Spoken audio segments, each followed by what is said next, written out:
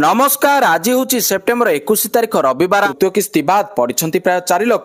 सुभद्रार तृतीय किस्ती बाद पड़ती 3,99,352 जन हिताधिकारी। विधानसभा विधायक गणेश्वर बेहेरा प्रश्न में प्रभाती परिणा उत्तर। द्वितीय किस्ती 1,83,785 जन बाद पड़ती। सुभद्रार प्रथम किस्ती 1,02,80,092 जन पाई। सुभद्रा द्वितीय किस्ती 1,96,307 जन पाई। तृतीय किस्ती पाई 96,96,955 जन। मोट 1,09,87,894 जन आवेदन करथिले। परवर्ती खबर त्रिशूलिया निर्माण हब द्वितीय ब्रिज। ट्विन सिटी भिड़ नियंत्रण पर राज्य सरकार बड़ निष्पत्ति। त्रिशूलिया निर्माण हब द्वितीय ब्रिज प्रकल्प 297 कोटी टंका व्ययबराद होइतिबा बेले टेंडर प्रक्रिया जारी रहिछि। 36 मास मध्य निर्माण कार्य शेष करने लक्ष्य धार्य करा जायछि। विधानसभा कांग्रेस विधायिका सोफिया फिरदौस प्रश्न में पूर्तमंत्री पृथ्वीराज हरिचंदन लिखित उत्तर देइछन्ति। कटक भुवनेश्वर दिनकु दिन ट्राफिक समस्या बढ़ुथिबारु आउ एक ब्रिज पई दाबी होइतिला। तेबे त्रिशूलिया आउ एक ब्रिज ट्विन सिटीर ट्राफिक समस्या को दूर करिबो। परवर्ती खबर प्रति जिला को व्यापी पुष्टिहीनता। पुष्टिहीनतार भयंकर चित्र प्रति जिला को व्यापुछि पुष्टिहीनता। 6 मासरु 5 वर्ष मध्य 30 जिले में 9,877 जन शिशु पुष्टिहीनतार शिकार होइछन्ति। मयूरभंज जिले में सर्वाधिक 1,075 जन पुष्टिहीन शिशु अछन्ति। गृह उत्तर रखिछन्ति उपमुख्यमंत्री प्रभाती परिडा। परवर्ती खबर बंद थिबा मद दुकान खोलिबे सरकार। राज्य में बंद थिबा मद दुकान खोलिबाकू जाउछन्ति सरकार। 70 गोटी बंद थिबा मद दुकान खोलिबा पई विभाग तरफरु दिया जायछि अनुमति। 4टी नुआ टीपी खोला मद दुकान और 3टी मद कारखाना खोलिबा पई विभाग पाखरे अछि प्रस्ताव। विधायक अखिल चंद्र नायकଙ୍କ प्रश्न रे अबकारी मंत्री पृथ्वीराज हरिचंदन उत्तर दैछन्ति। बालेश्वर सर्वाधिक 17टी मद दुकान खोला जिवो। परवर्ती खबर आसंता 23 तारिख दिन विधानसभा घेराव करिबो बीजेडी। आसंता 23 तारिख रे विधानसभा घेराव करिबा पई जाउछि बीजेडी। एथिरे सरपंच वार्ड मेंबर समिति सभ्य जिला परिषद सदस्य ब्लॉक अध्यक्ष जिला परिषद अध्यक्ष ग्रामर मुखिया तथा अन्य जनप्रतिनिधि सामिल हेबे। पंचायती व्यवस्था रे जनप्रतिनिधि क्षमता को संकुचित करा जाउथिबा अभियोग होईछि। सांबादिक सम्मेलन रे घोषणा करिछि बीजेडी। सांबादिक सम्मेलन रे बीजेडी रो वरिष्ठ उपसभापति देवी प्रसाद मिश्र, विधायक अरुण साहू और विरोधी दल रो मुख्य सचेतक प्रमिला मल्लिक उपस्थित रही बीजेपी को टार्गेट करछन्ति। परवर्ती खबर राज्य रे विपुल गंजेई जबत। राज्य रे 2021-22 और 2024-25 मध्य जबत होईछि बहु परिमाणर गंजेई। 2021-22 रे 574 मामला आसीतिबा बेले 32,276.85 किलोग्राम गंजेई जबत होईछि। एथिरे 682 गिरफ होईछन्ति। 2022-23 रे 1,506 मामला आसीतिबा बेले 42,866.82 किलोग्राम गंजेई जबत होईछि।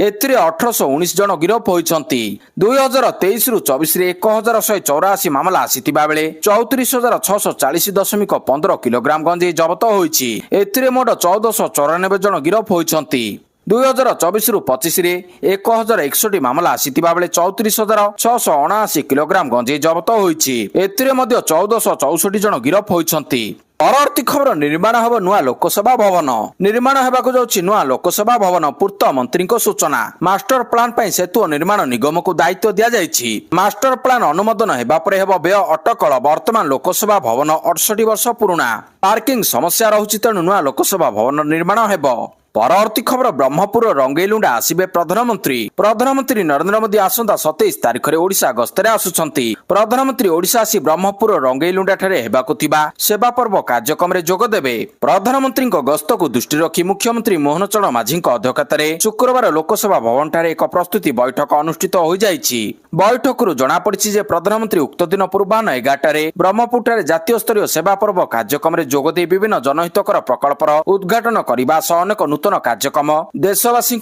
उत्सर्ग करिबे। परवर्ती खबर प्रत्येक जिले में सुभद्रा शक्ति बजार। भुवनेश्वर निर्माण हेब सुभद्रा शक्ति बजार। प्रत्येक जिले में सुभद्रा शक्ति बजार मध्य प्रतिष्ठा हेब। विधानसभा लिखित उत्तर रखिले उपमुख्यमंत्री प्रभाती परिडा। स्वयं सहायक गोष्ठी द्वारा प्रस्तुत उत्पाद गुड़िक बजारीकरण हेब। राज्य सरकार वर्तमान सुधा 16,36,000 लक्षपति दीदी सृष्टि करछन्ति। लक्षपति दीदी योजना केवल ग्रामांचल में सीमित रही। तेणु राउरकेला रे कौन लक्षपति दीदी चिन्हट होई नाहंती। ପରବର୍ତ୍ତୀ ଖବର ବିଧାୟକଙ୍କ ନାଁରେ ରହିଛି 156ଟି ମାମଲା। ଗୃହରେ ଆଇନ ମନ୍ତ୍ରୀ ପୃଥ୍ୱୀରାଜ ହରିଚନ୍ଦନଙ୍କ ଉତ୍ତର, ଏହିସବୁ ମାମଲା ଅପରାଧିକ ଶ୍ରେଣୀର ବିଚାରାଧୀନ ଅଛି। ଗତ ବର୍ଷ ଭିତରେ କୌଣସି ବିଧାୟକ ଦୋଷୀ ସାବ୍ୟସ୍ତ ହୋଇନାହାନ୍ତି। ପରବର୍ତ୍ତୀ ଖବର ମିଜୋରାମ, ମଣିପୁର, ବିହାର, ପଶ୍ଚିମବଙ୍ଗ ଭଳି ରାଜ୍ୟ ପରେ ପ୍ରଧାନମନ୍ତ୍ରୀ ନରେନ୍ଦ୍ର ମୋଦି ତାଙ୍କର ରାଜ୍ୟ ଗୁଜରାଟରେ ପହଞ୍ଚିଥିଲେ। ଏଠାରେ ସେ ସମୃଦ୍ଧି କାର୍ଯ୍ୟକ୍ରମରେ ଅଂଶଗ୍ରହଣ କରିଛନ୍ତି। ଏହି କାର୍ଯ୍ୟକ୍ରମରେ ଯୋଗଦେଇ ପ୍ରଧାନମନ୍ତ୍ରୀ 34,200 କୋଟି ଟଙ୍କାରୁ ଅଧିକ ମୂଲ୍ୟର ବିଭିନ୍ନ ବିକାଶମୂଳକ ପ୍ରକଳ୍ପର ଉଦ୍ଘାଟନ ଏବଂ ଭିତ୍ତିପ୍ରସ୍ତର ସ୍ଥାପନ କରିଛନ୍ତି, ଯାହାର ମୁଖ୍ୟ ଲକ୍ଷ୍ୟ ଗୁଜରାଟର ଭିତ୍ତିଭୂମି ଏବଂ ସାମୁଦ୍ରିକ କ୍ଷେତ୍ରକୁ ବୃଦ୍ଧି କରିବା। ବିକାଶମୂଳକ ପ୍ରକଳ୍ପର ଉଦ୍ଘାଟନ ପରେ ପ୍ରଧାନମନ୍ତ୍ରୀ ଉପସ୍ଥିତ ଲୋକଙ୍କୁ ସଭାକୁ ଆସିଥିବାରୁ ଧନ୍ୟବାଦ ଜଣାଇଥିଲେ। ଏହାପରେ ଆତ୍ମନିର୍ଭର ହେବା ଭବିଷ୍ୟତ ପାଇଁ କେତେ ଗୁରୁତ୍ୱପୂର୍ଣ୍ଣ ତାହା ଜଣାଇଥିଲେ।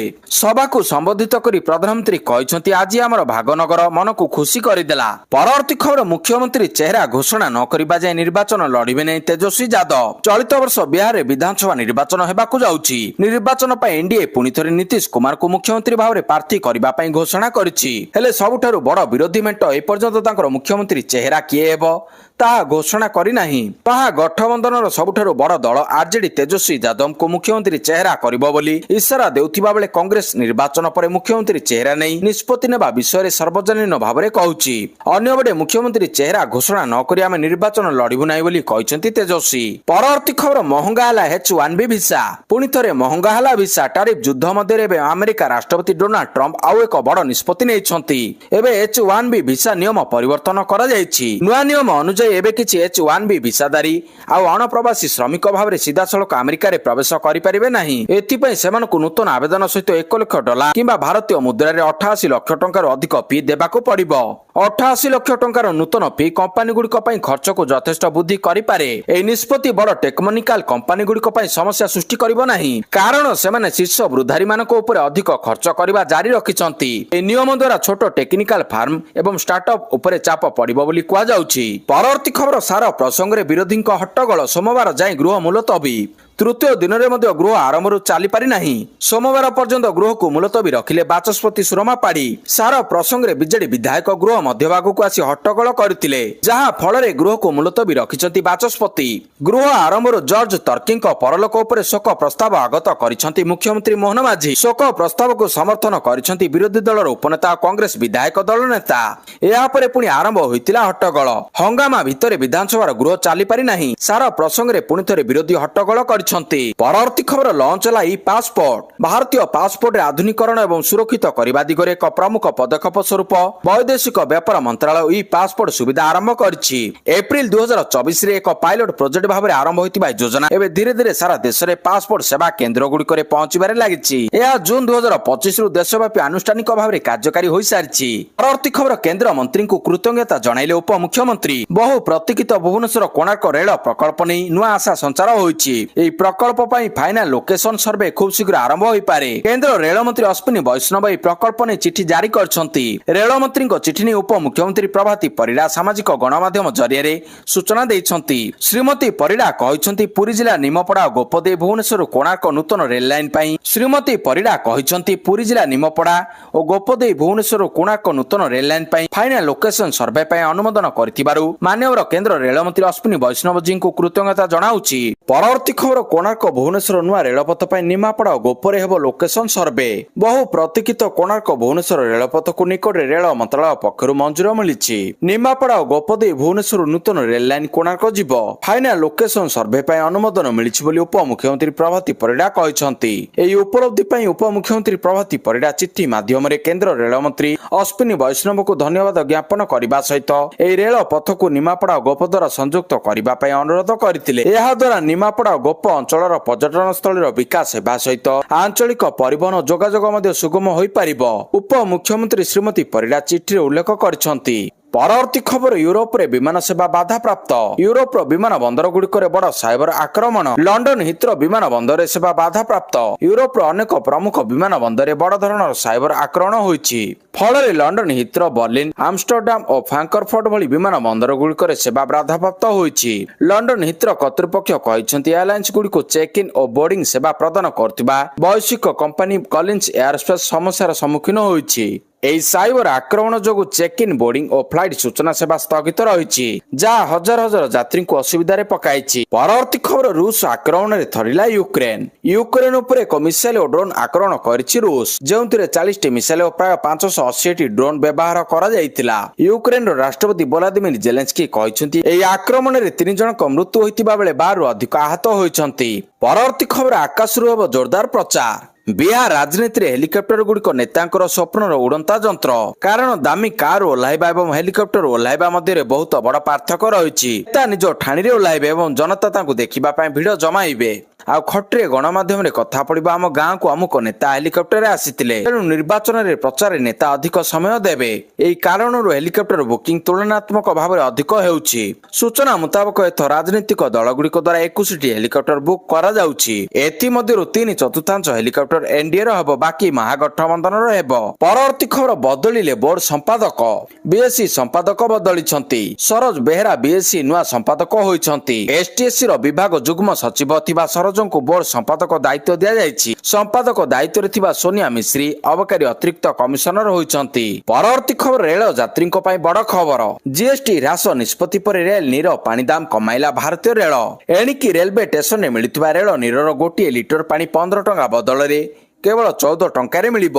ରେଲୱେର ଏହି ନିଷ୍ପତ୍ତି ଦ୍ୱାରା ଯାତ୍ରୀମାନେ ଉପକୃତ ହେବେ। ରେଲୱେର ବାଣିଜ୍ୟିକ ବିଭାଗ ପକ୍ଷରୁ ଯାତ୍ରୀଙ୍କ ସୁବିଧା ପାଇଁ ନିଷ୍ପତ୍ତି ନିଆଯାଇଛି। ତେବେ ଏହି ନିଷ୍ପତ୍ତି କେବଳ ରେଳ ନୀର ଉପରେ ହିଁ ଲାଗୁ ହେବ। ଅନ୍ୟ କମ୍ପାନୀର ପାଣି ବୋତଲର ମୂଲ୍ୟରେ କୌଣସି ପରିବର୍ତ୍ତନ କରାଯାଇ ନାହିଁ। ଭାରତୀୟ ରେଳବାଇ ଯାତ୍ରୀଙ୍କ ପାଇଁ ରେଳ ନୀରର ମୂଲ୍ୟ ହ୍ରାସ କରିଛି। ଏଣିକି ରେଲୱେ ପ୍ଲାଟଫର୍ମ ଓ ଟ୍ରେନରେ ମିଳୁଥିବା ରେଳ ନୀର 1 ଟଙ୍କା ଶସ୍ତାରେ ମିଳିବ।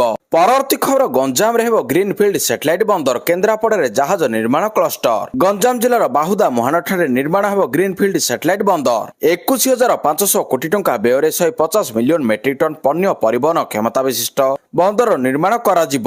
ଏଥିଲାଗି ପାରାଦୀପ ବନ୍ଦର, ଓଡ଼ିଶା ସାମୁଦ୍ରିକ ପରିଷଦ ଏବଂ ଭାରତ ସରକାରଙ୍କ ବନ୍ଦର ଜାହାଜ ଚଳାଚଳ ଜଳପଥ ମନ୍ତ୍ରାଳୟ ଅଧୀନର ସାଗରମାଳା ଫାଇନାନ୍ସ କର୍ପୋରେସନ ଲିମିଟେଡ ମଧ୍ୟରେ ଚୁକ୍ତିନାମା ସ୍ୱାକ୍ଷରିତ ହୋଇଛି। ଗୁଜରାଟର ଭାବନଗର ଠାରେ ଅନୁଷ୍ଠିତ ଟ୍ରାନ୍ସଫର୍ମିଂ ମାରିଟାଇମ୍ ସେକ୍ଟର କନକ୍ଲେଭରେ ଏହି ଚୁକ୍ତି ସ୍ୱାକ୍ଷରିତ ହୋଇଛି। ପରବର୍ତ୍ତୀ ଖବର, ଓଡ଼ିଶାର ପ୍ରଥମ ଡିଜିଟାଲ ପ୍ରୋସେସ ବସ୍ ଆଧାରିତ 132 କେଭି ଗ୍ରିଡ୍ ସବଷ୍ଟେସନ ଉଦ୍ଘାଟିତ।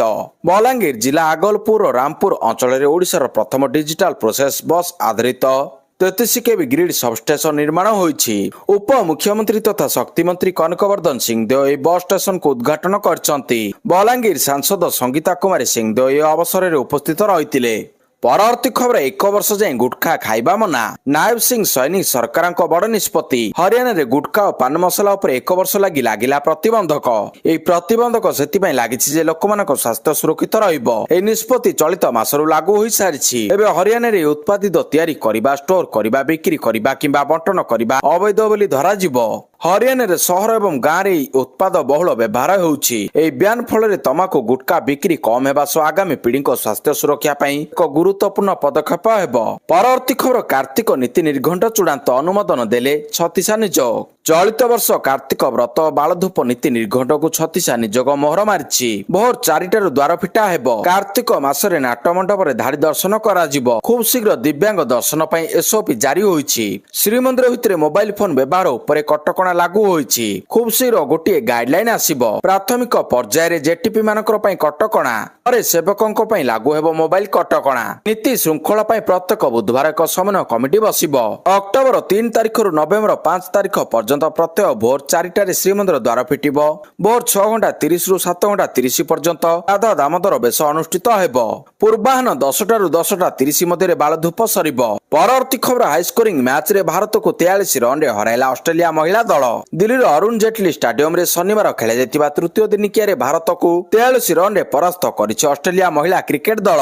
ଏହି ହାଇସ୍କୋରିଂ ମ୍ୟାଚରେ ଅଷ୍ଟ୍ରେଲିଆ ଏକ 413 ରନର ଏକ ବିଶାଳ ଟାର୍ଗେଟ ଧାର୍ଯ୍ୟ କରିଥିଲେ ମଧ୍ୟ ଭାରତ ସାହସର ସହିତ ଶେଷ ପର୍ଯ୍ୟନ୍ତ ଲଢେଇ କରିଥିଲା। ସ୍ମୃତି ମାନ୍ଧନାଙ୍କ ବିସ୍ଫୋରକ ଶତକ, ଦୀପ୍ତି ଶର୍ମାଙ୍କ 72 ରନ୍ ଓ ହରମନପ୍ରୀତ କୌରଙ୍କ ଅର୍ଦ୍ଧଶତକ ବଳରେ 47ତମ ଓଭରରେ 369 ରନ୍ କରି ଅଲଆଉଟ୍ ହୋଇଯାଇଥିଲା।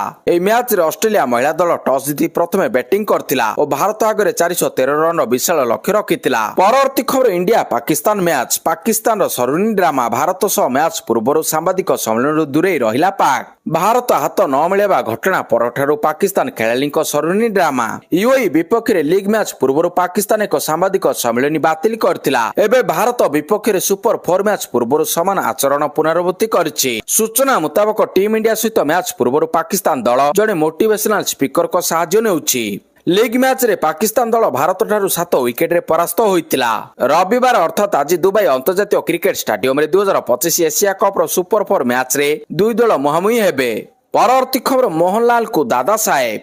ଜଣାଶୁଣା ମାଲାୟାଲମ ଅଭିନେତା ମୋହନଲାଲ ପାଇବେ ଦାଦା ସାହେବ ଫାଲେକେ ପୁରସ୍କାର। କେନ୍ଦ୍ର ସୂଚନା ପ୍ରସାରଣ ମନ୍ତ୍ରାଳୟ ପକ୍ଷରୁ ଏହି ଘୋଷଣା କରାଯାଇଛି। ଆସନ୍ତା 23ରେ ମୋହନଲାଲଙ୍କୁ ଦେଶର ସର୍ବୋଚ୍ଚ ଚଳଚ୍ଚିତ୍ର ସମ୍ମାନ ଦାଦା ସାହେବ ଫାଲକେ ପୁରସ୍କାର 2023 ପ୍ରଦାନ କରାଯିବ। ମୋହନଲାଲଙ୍କୁ ଏହି ପୁରସ୍କାର ପାଇଁ ଚୟନ କମିଟି ମନୋନୀତ କରିଛନ୍ତି। ଦେଶର ଚଳଚ୍ଚିତ୍ର ଜଗତକୁ ମୋହନଲାଲଙ୍କ ବିଶେଷ ଅବଦାନ ରହିଛି।